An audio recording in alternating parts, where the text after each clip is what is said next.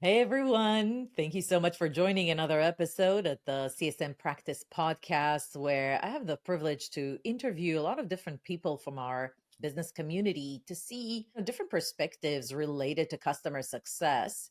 And today I want to unfold something that's happening quite a bit in a lot of companies where they actually hire somebody with zero experience in customer success. Not only that, sometimes they hire people with literally no experience in software or their solution service offering, but oftentimes they make good CSM.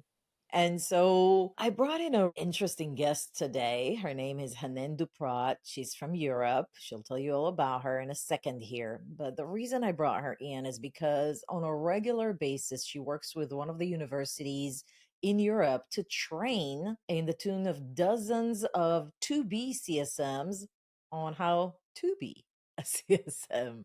She does that with people with literally no background. So I kind of wanted to invite her in to say, who's actually applying? Who thinks they want to be a CSM? What are you teaching them? What kind of challenges do they see as they're trying to find a position and all those kind of things? I think this is going to be interesting for you, even if you're not an aspiring CSM, is because if you're thinking of bringing those people in, kind of like toying with the idea of getting somebody out of left field, I don't know, flight attendant background, a teacher background, into the fold as a junior CSM. Kind of want to know what works and what doesn't. What are you supposed to teach them? Where do they shine? And so, with that, I'm going to unfold that. I hope you enjoy this episode, and I think it's going to be super interesting. So, let me know in the comments below what you thought. And if you had worked with a CSM with literally zero background, tell me in the comments below, how did that work out for you? Okay. So, Hanan, thank you so much for coming to our show and for sharing this experience with us. Thank you very much. I'm very happy to be here. I'm happy also to share my experience with everyone. Hope I will bring good information for people who want to become a CSM in the future. And for those who wants to hire CSMs with literally no background, okay? So first of all, what possessed you to say, "Hey, I'm going to train these people"? What made you think that this is going to be something that could be successful? I think the first thing is just by talking to people in different conferences and events specific on CSM, I met tons of people. They were expressing basically their worries. I would say lack of confidence in their journey, in their career moving to CSM. And I realized it's not because they cannot do the job. It's because they didn't have a proper training. They didn't have the reassurance that they can do the job. I started working with a school on training basically all these people who wants to become CSM. And again, they came from so many different backgrounds, different career. And step by step, I help them, I shape them to become CSM. And we go through all the soft skills you need to learn, but also the tools. So we go through CRM, for example. We talk about the health score. So it's a lot of new terms as well that they are discovering. So you have to go through step by step and explain also what's retention, what's the role of CSM, why companies are recruiting also CSMs. Got the why. Why you? Maybe you can share a little bit about your background. What made you feel like, yeah, I can do that for them? I have led global customer success teams for 17 years. I'm in the industry. I have always recruited CSMs. They have never done the job before. So they applied because they have seen that it's about client management. They have seen it's about digital because I worked in SaaS industry. So they didn't know what was the CSM role. So every time I recruited, I have always recruited people with different background and different career. We had to train them from scratch about the CSM role within my company. For me, it's something I have done in the past and I have also noticed. And I know anyone with the proper soft skills, obviously, and motivation can become a CSM, but they just need the foundation and also someone from the industry who can help them basically becoming a CSM and learning the foundation and what the basics, I would say, for them to be successful. Was this the same or similar program that you would have done for any new CSM that joined your team? It kind of has almost like the same basics, sounds like. Definitely. Especially in Europe, a CSM is a new role. It's not something that we used to have in the past. The CSM title came like 8 years ago, maybe in Europe. So it's still kind of new. So there are a lot of people, again, we recruit and we have no background. So we say yes for people aspiring a CSM or who wants to become CSM, but also junior or people joining our team. We can also use this training to basically make them, I would say, ready for the position. Last time we spoke, you said this is kind of like a boot camp for them. How long is this program?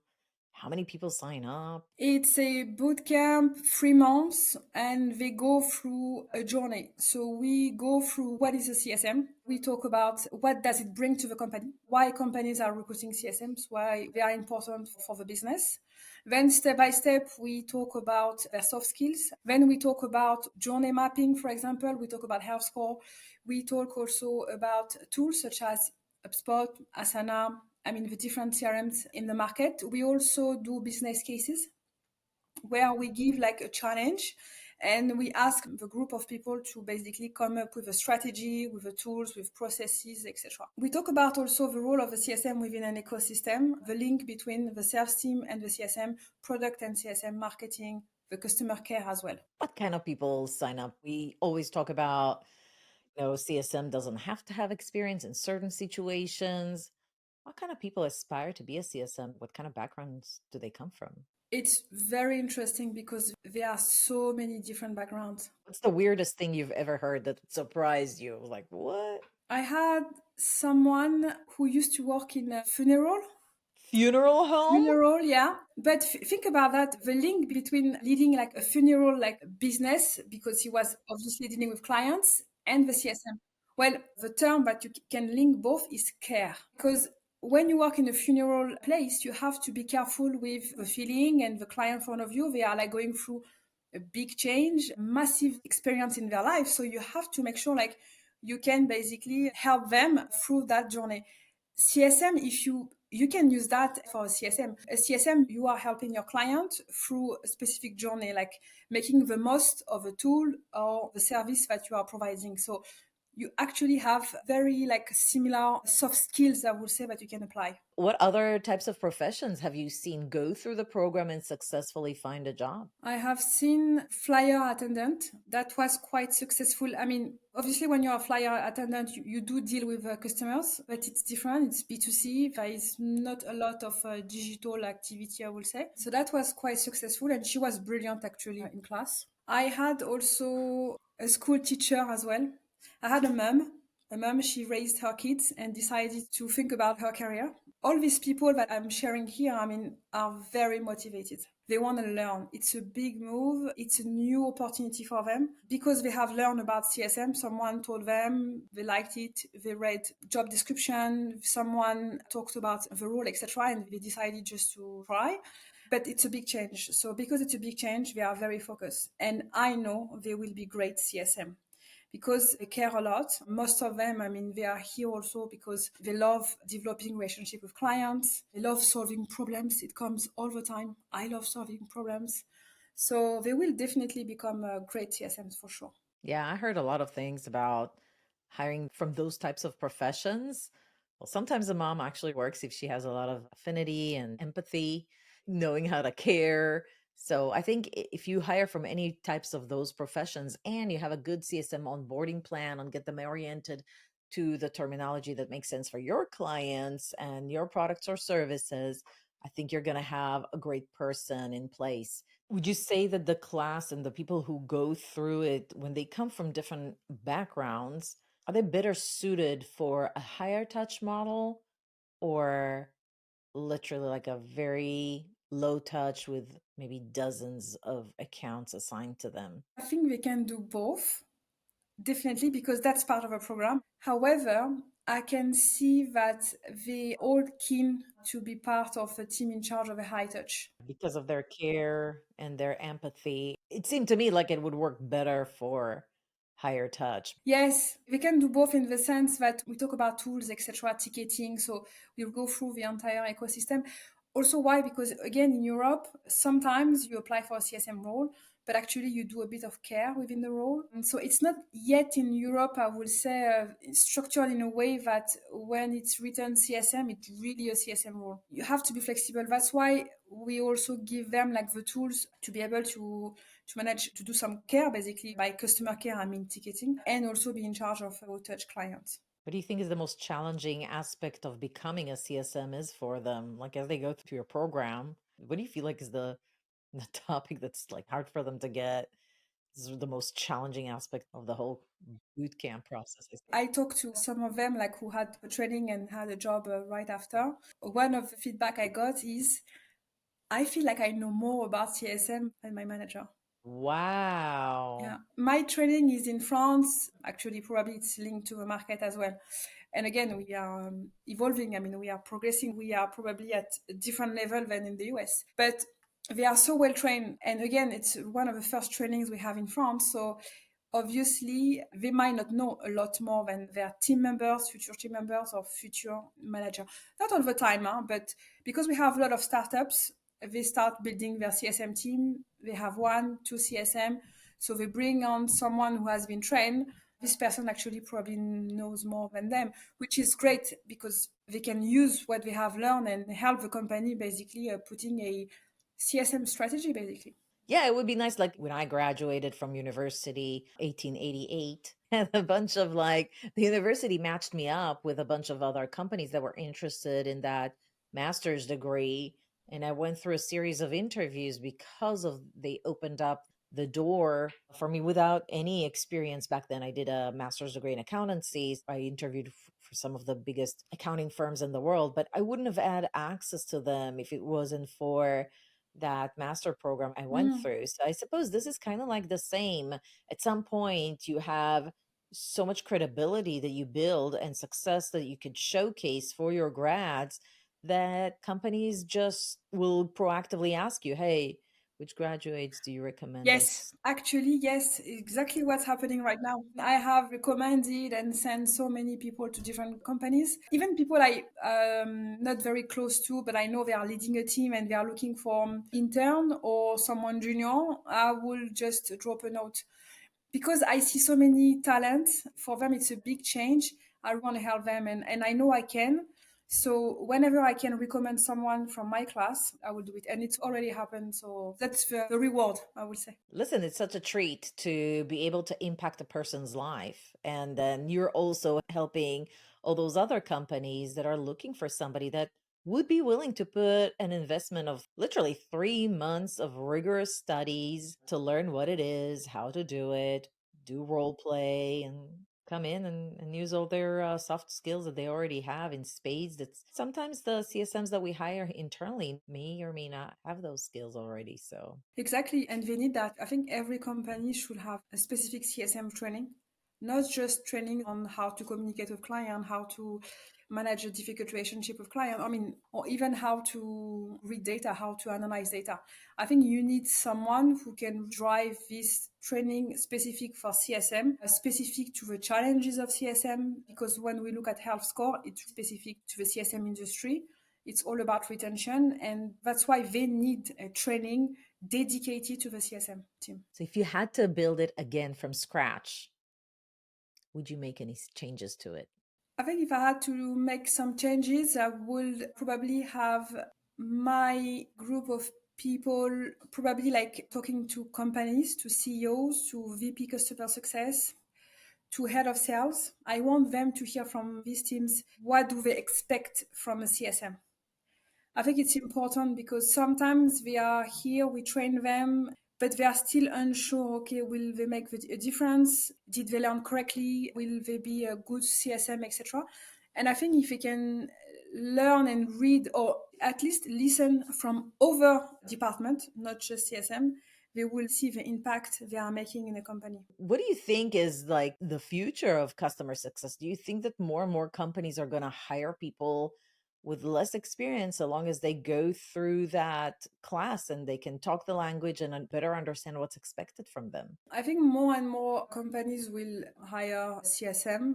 I think they will look more for people with, I would say, background and training in that field. Why? Because 5 years ago, we didn't have these trainings. I mean, in Europe particularly. So we hired people like with no trainings. Now we have all these trainings. We have tools now. We have processes. We have tried a lot of different things. We learn also from you, from the US, etc. So now it's a real profession. So now having trainings makes totally sense. And people need that now. They need to have that before they apply for position. On another side, I will say I think companies, they will look for more and more people with strong soft skills because of how the market is going, etc. We will need like people who can solve problems, strong enough in terms of communication.